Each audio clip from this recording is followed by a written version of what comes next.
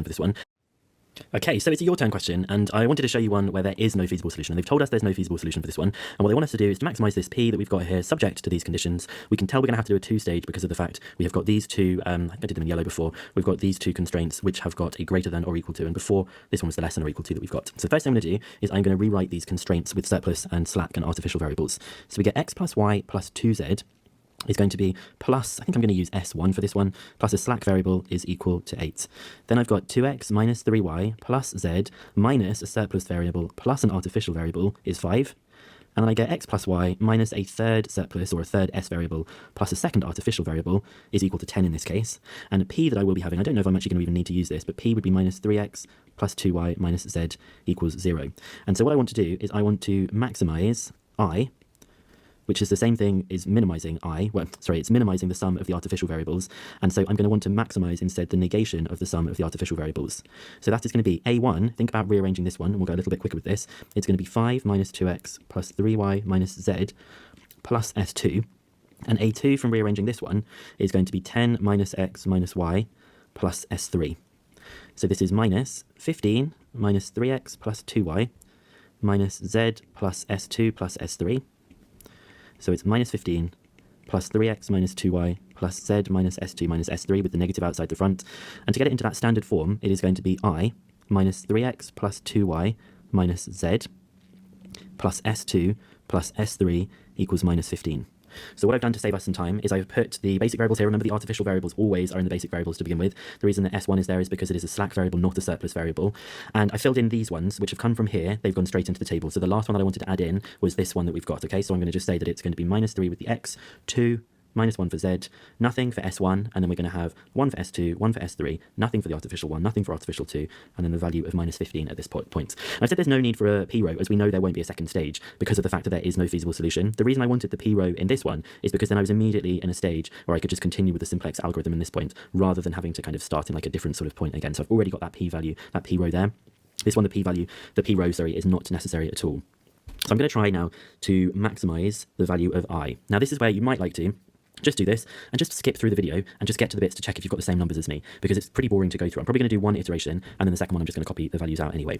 So going through this one, this is my most negative that I've got here. I'll do my values of theta. So 8 divided by 1, 5 divided by 2, and 10 divided by the one that we've got here. So the pivot is therefore going to be this 2 that we've got in this particular case. And so the pivot, have I got the correct pivot for that one? Yes, I have got the correct pivot for that one.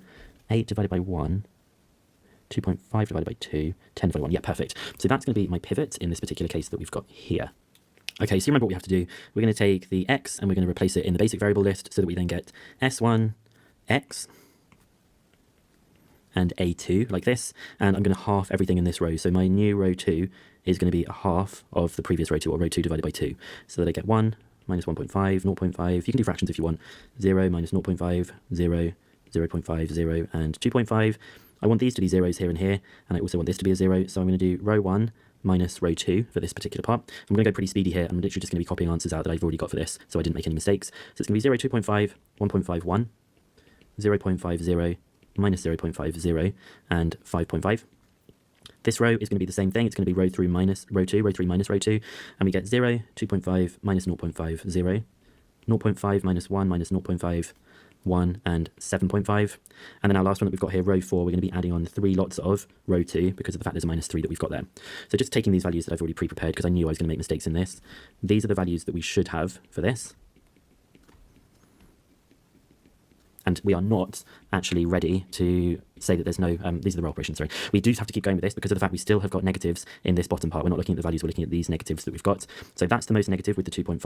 I'm going to work out the values of theta. I think last time I actually copied this onto the next one. I'm not going to do that this time. I'm going to save us a bit of time with this. So if I work out my values of theta, I'm going to be doing these values here divided by these ones. Now there's only really a point in looking at the positives. So I'm going to do the 5.5 divided by 2.5. No point doing them if they're negative, which is 2.2.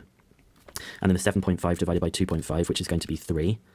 And so no point in doing this one because it's going to be negative because of this 1.5 that we've got here. So the smallest one we're going to be using is this, which means that our pivot value is going to be this one, which is the 2.5. So this is where I'm going to try and speed things up even more. Let's get that y over into the basic variables so that it goes y, x, a2. And I'm going to just make sure that I do these correct row operations. So I'm going to say that row 1 is going to be 2/5 of the previous row 1 because that's how we counter. 2.5 is 5 over 2, so it's the reciprocal of 2/5 that we've got there. And when we do this, we will get 0, 1, 0.6, 0.4, 0.2. I'm just double checking I'm not making any mistakes with this at all, because this would be a nightmare for me to re-record. 0, minus 0.2, 0, and 2.2. Notice how we've got the 1 in that place, and we're going to want the zeros here and here. So our final bits that we're going to be doing for this is we're going to say that row 2, we're going to add on, because of the minus 1.5, we're going to add on 1.5 lots of row 1. Row 3, we're going to be subtracting 2.5 lots of row 1 because of the positive 2.5. And the last one, row 4, we're going to be adding on 2.5 copies of row 1 for this. So when I fill in all the numbers, you should just check that you've been able to get these yourself. I get 1.4 minus 2, 2. 0.6 minus 1 and 1. 0.2 minus 0.2. 0 and 0. 0, 0 minus 1 and 1. 0.2, 0 and 1. 0, 0, 1 and 0. 2.2. 5.8. 2 and minus 2 that we've got here. So I didn't use this last table because of the fact I just did it all on that one table. So this is a spare table that I've got here, or a spare tableau if we're going to be really fancy about it. And now we just need to say why this is not feasible. It says verify that it has no feasible solution. So we can see here that the table, or the tableau, shows